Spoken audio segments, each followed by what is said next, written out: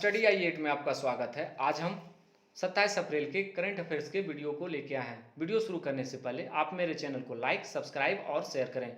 तो अब हम वीडियो को शुरू कर रहे हैं। आज का मेरा पहला प्रश्न है, निम्न में से किस मंत्रालय द्वारा हाल ही में किसान भागीदारी प्राथमिक हमारी अभियान को शुरू किया गया है? ऑप्शन ए शिक्षा मंत्रालय, बी विज्ञान मंत्रालय, सी जनजातीय मंत्रालय, डी कृषि एवं किसान कल्याण। तो इसका राइट आंसर है ऑप्शन डी, कृषि एवं किसान कल्याण ने हाल ही में किसान भागीदारी प्राथमिक हमारी अभियान को शुरू किया है। इस अभियान को 30 अप्रैल तक किसान भागीदारी प्राथमिक हमारी तक शुरू किया जाएगा और इस अभियान की अवधि के दौरान कृषि एवं किसान कल्याण विभाग द्वारा देश के लिए क्षेत्रीय स्तर पर विभिन्न देशव्यापी कार्यक्रम पर आयोजित किया जा रहा है। वही बात करें तो इस अभियान के तहत आज़ादी के 75 वर्ष पूरे होने के उपरांत इस अभियान में 75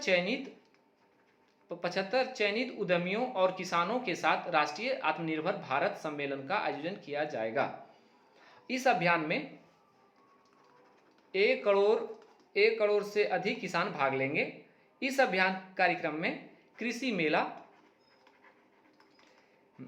मेला, फसल बीमा के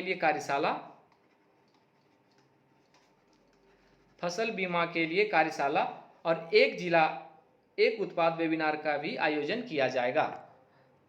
तो इनके बारे में बस इतना ही। आज का दूसरा प्रश्न, निम्न में से कौन सा राज्य डिजिटल टिकट प्रणाली लैस बस सेवा शुरू करने वाला देश का पहला राज्य बन गया है? Option A Kerala, B Punjab, C Maharashtra, D Bihar. तो इसका राइट आंसर है ऑप्शन सी महाराष्ट्र। महाराष्ट्र जो है हाल ही में डिजिटल टिकट प्रणाली लैस बस सेवा को शुरू करने वाला देश का पहला राज्य बन गया है और इसका उद्घाटन महाराष्ट्र के पर्यावरण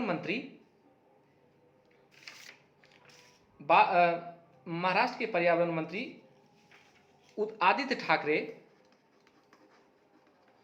ठाकरे ने किया है और उन्होंने बताया है कि गेटवे ऑफ इंडिया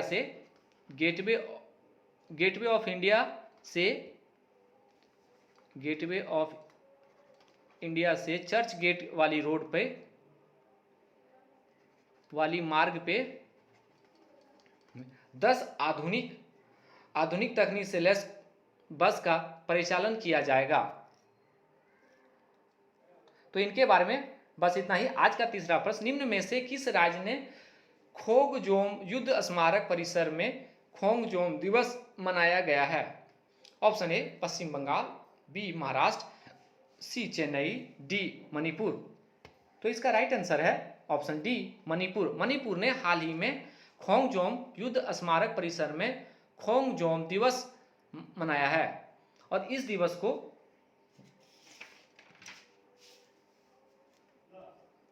दिवस को मनाने का मुख्य उद्देश्य है कि वर्ष 1891 में एंग्लो मणिपुरी युद्ध के दौरान खोंगजोम की लड़ाई में अंग्रेजों के खिलाफ लड़ते हुए सराहनीय बलिदान देने वाले राज्य के वीर सपूत मणिपुर में श्रद्धांजलि अर्पित करने के लिए यह दिवस मनाया गया है। तो इनके बारे में बस इतना ही। आज का चौथा प्रश्न, एलोन मस्क ने हाल ही में $44 बिलियन में किस सोशल मीडिया कंपनी का अधिग्रहण करने की घोषणा की है? Option A Facebook, B Twitter, C Google, D Telegram. तो इसका राइट आंसर है ऑप्शन बी ट्विटर को हाल ही में दुनिया के सबसे अमीर व्यक्ति एलोन मस्क ने हाल ही में $44 बिलियन में ट्विटर को अधिग्रहण करने की घोषणा की है। साथ ही उन्होंने बताया है कि इस ट्विटर को किसी भी दुरुपयोग करने वाले व्यक्तियों के हाथ पर सख्त कार्रवाई करने की भी योजना बनाई है। वहीं बात करें तो एलोन मस्क स्पेस एक्स के भी मालिक हैं। हाँ, स्पेस एक्स के मालिक हैं और टेस्ला कंपनी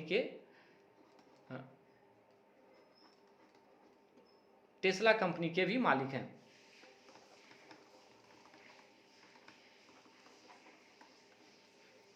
टेस्ला जो है दुनिया की सबसे बड़ी इलेक्ट्रॉनिक कार बनाने वाली कंपनी एक है। तो इनके बारे में बस इतना ही। आज का 5वां प्रश्न, हाल ही में power system operation corporation limited बिजली क्षेत्र से संबंधित मुद्दों पर अनुसंधान को प्रोत्साहित करने के लिए किसके साथ समझौता किया है? Option A IT Kanpur, B IT Delhi, C IT Mumbai, D IT Jodhpur. तो इसका राइट आंसर है option B IT Delhi. IT Delhi ने हाल ही में power system operation corporation limited बिजली क्षेत्र से संबंधित मुद्दों पर अनुसंधान को प्रोत्साहित करने के लिए आईटी दिल्ली के साथ एक समझौता किया है। तो इनके बारे में बस इतना ही। आज का 6वां प्रश्न, हाल ही में John F Kennedy profile in courage award 2022 से किस देश के राष्ट्रपति को सम्मानित किया गया है? ऑप्शन ए रूस, बी अमेरिका, सी यूक्रेन, डी फ्रांस। तो इसका राइट आंसर है ऑप्शन सी यूक्रेन। यूक्रेन के राष्ट्रपति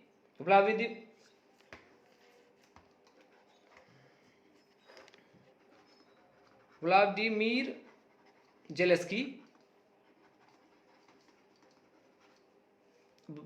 जेलेंस्की को यह अवार्ड से सम्मानित किया जाएगा और इस अवार्ड को 4 अन्य व्यक्ति को भी दिया जाएगा। 4 अन्य व्यक्ति को भी दिया जाएगा। तो इनके बारे में बस इतना ही। आज का 7वां प्रश्न, हाल ही में पेरिस बुक फेस्टिवल 2022 में गेस्ट ऑफ ऑनर के रूप में किस देश ने भाग लिया है? Option A Bharat, B France, C America, D Canada. तो इसका राइट आंसर है ऑप्शन ए भारत। भारत ने हाल ही में पेरिस बुक फेस्टिवल 2022 में गेस्ट ऑफ ऑनर के रूप में भाग लिया है।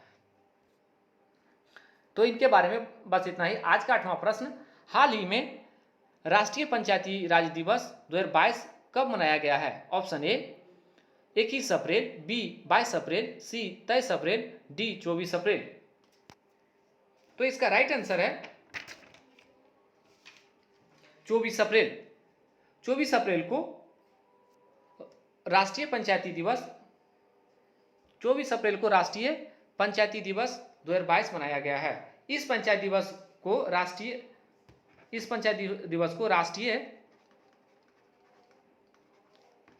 स्थानीय स्वशासन दिवस भी राष्ट्रीय स्वशासन दिवस के नाम से भी जाना जाता है। राष्ट्रीय पंचायती दिवस मनाने की घोषणा वर्ष 2010 में तत्कालीन प्रधानमंत्री डॉक्टर मनमोहन सिंह के द्वारा किया गया था। पंचायती राज दिवस 24 अप्रैल 1993 से 73वां संविधान संशोधन अधिनियम लागू के तहत संवैधानिक दर्जा प्राप्त हुआ है। वहीं बात करें तो पंचायती राज व्यवस्था के जनक लॉर्ड रिपन हैं। लॉर्ड रिपन हैं। पंचायती राज व्यवस्था सबसे पहले भारत में राजस्थान के नागौर जिले में लागू की गई थी। राजस्थान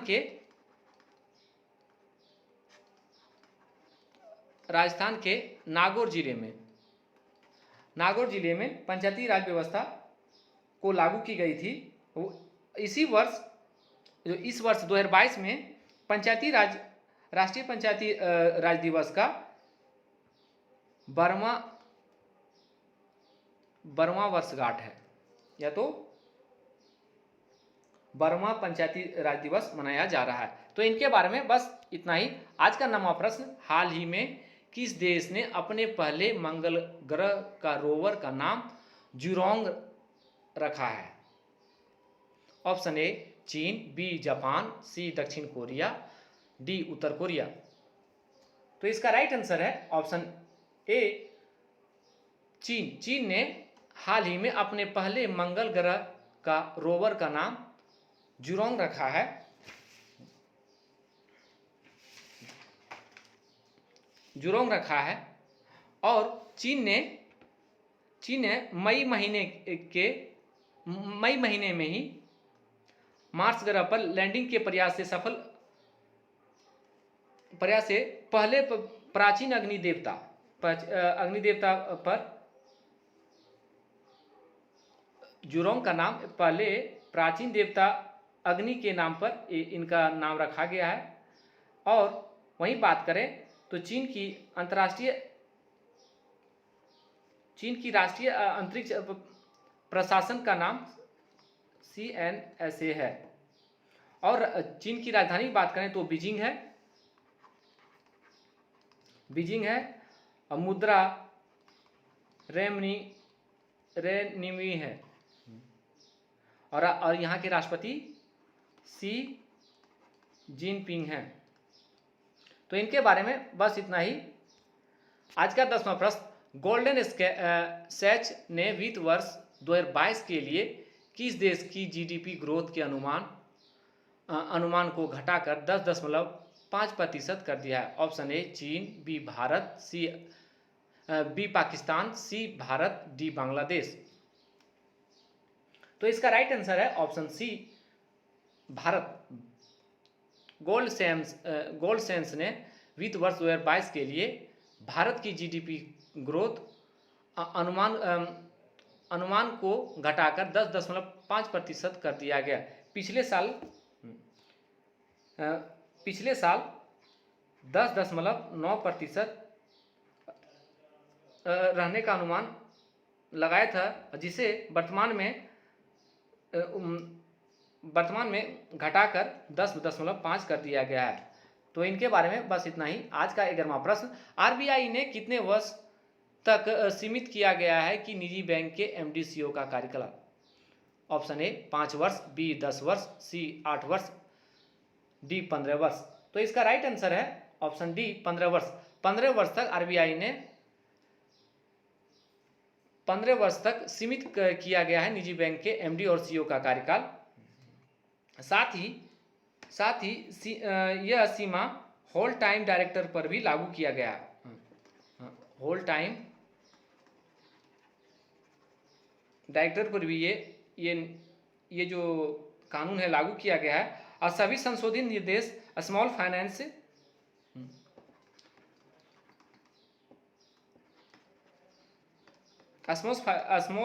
बैंक SFB सहित निजी क्षेत्र के बैंकों और विदेशी बैंकों की पूर्ण स्वामित्व वाली सहायक कंपनियां पर भी लागू होंगे।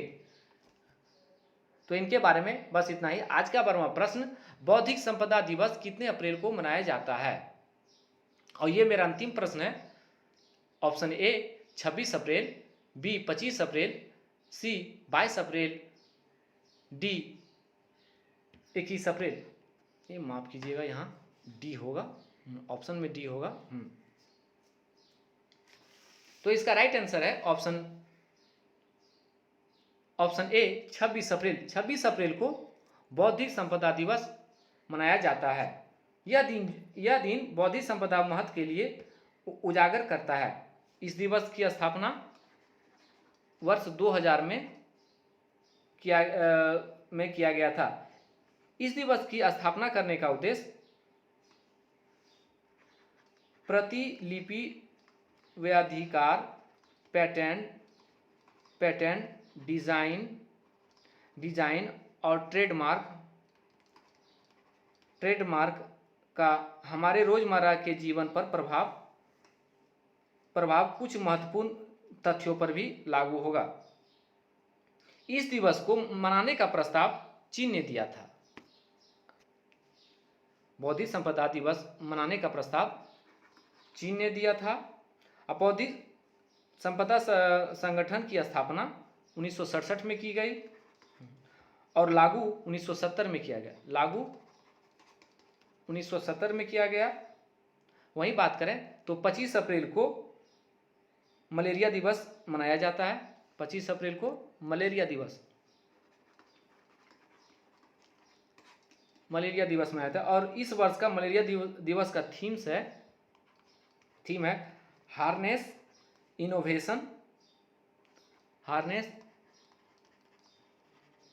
Innovation to reduce the whole malaria disease burden and save the lives. तो इनके बारे में बस इतना ही। And thank you for watching study आई8।